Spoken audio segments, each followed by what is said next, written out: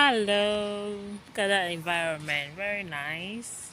So, a quick one. I was having an argument with someone regards to why you should get your, pardon me for that noise.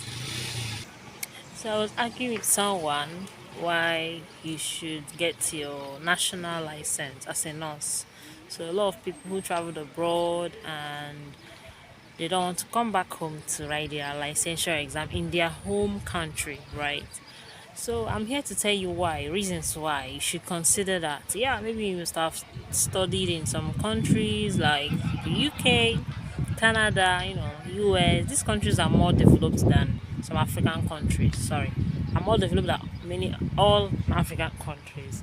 So I would say that why you should come back home is because, of course, you grow old, and if you want to have any meaningful influence on the health sector or your professional, the area you studied in, if you want to have any influence in your home country, you should be recognized there, right?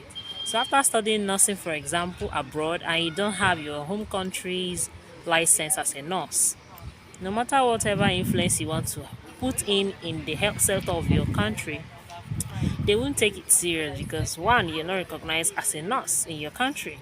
So this is one reason why you should come back home and write it. And it's good to do it now that you're still young.